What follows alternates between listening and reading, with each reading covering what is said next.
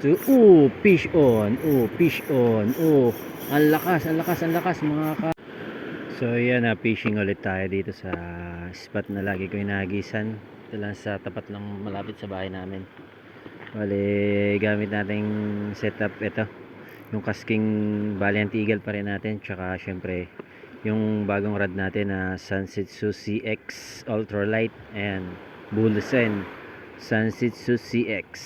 Ayan, ang specs niya kasi, ang length niya 632. Ayan, tapos weight niya ay, ng lower weight niya ay 3 to 8 grams. Max niya, drag niya ay 3 kg. Tapos 2 to 6 lb yung line. Pero gamit nating line 2 lb. Yan, 2 lb. Pang aging, ano? Yan, pang aging. Pero gumamit tayo ng 5 grams na lure. Try natin dito, baka may talakito. So, ayan, nalalaki ng alon, no? Subong kaya tawages. First cast tayo dito siguro. Try natin, baka may isda rito. Or dito sa tapat. Sige, dito sa tapat. Yeah! First cast, medyo payad pa rin yung ating 2 lb. Pero malayo pa rin yung nararating. Makulimlim na yung panahon. Laki nga yung alon. Payad ng alon ng ating lure. Baka sumabit to.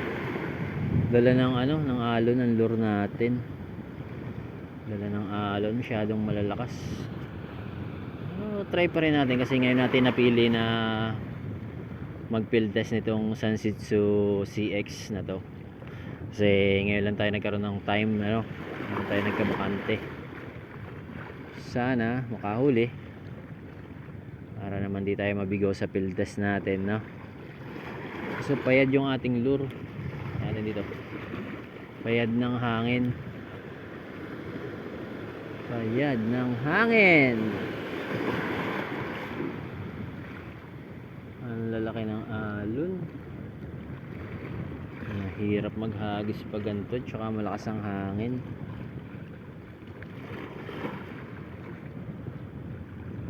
Kaya maganda nito. Nalutang yung ating lure. Salubong sa hangin tayo. Try natin. Lubungin yung hangin.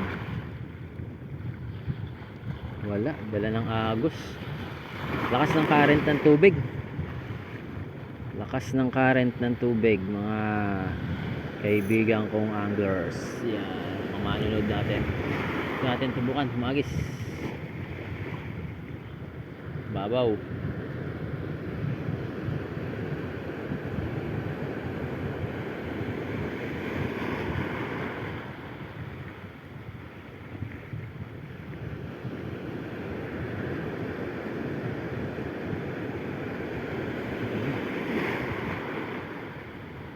Malalaki ang alon. Kagating ka. Ang malaking barakuda.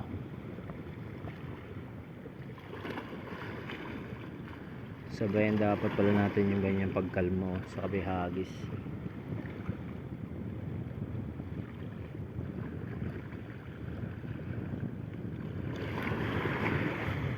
Inabot na naman ang malaking alon. Payad na naman.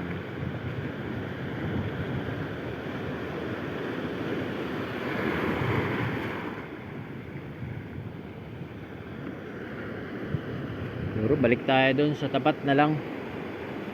Balik tayo doon kasi pag ganito ang spot natin, wala tayong madadali rito. Alon lang. Try and try, hagis lang ng hagis kahit malalaki ang alon.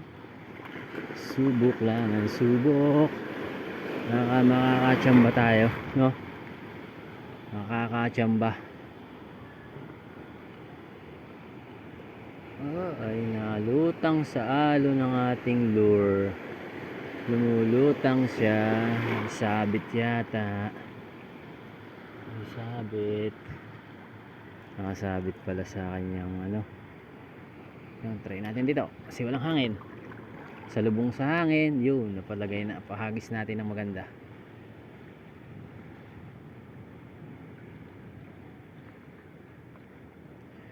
Try and tell you saksi. Sasabi nila sa malalaking alon daw maganda, kaya dito tayo sa malalaking alon. Ayan, lalaki ng alon. Oh, di ba? Oh, ganda ng hagis. Malaking alon talaga yan. Kaya lang, kakahuli kaya tayo dito? Ang tanong at ang sagot, parang wala. Parang walang lamang isda ang spot na to. Let's try until you succeed. Tayo nang abot ng hagis ng kas nito, palibasa naka 2 LB lang tayo. Fish on. Fish on. Ang lakas mga kares. Bako, umiiyak. Ay, lagot. Ang lakas. Lagot. Ang lakas ang higpit ng drag natin, napahigpit drag natin pala sa 2LB. Sobrang higpit yung drag natin sa 2LB. Andun yung malaking isda. Ayun. Ang laking isda nun. Grabe. Haba ng inano, tinakbo. Grabe, makakapag tayo ng bago nating leader line. Ang ganda ng takbo.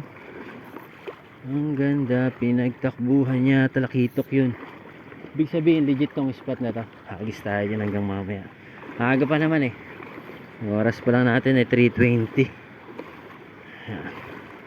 Bisa natin yan. Lakas! Nahigpit na ng drag natin. Hinigpitan ko ng konti. Kasi sabi ko kakayanin naman ng 2LB. Nako.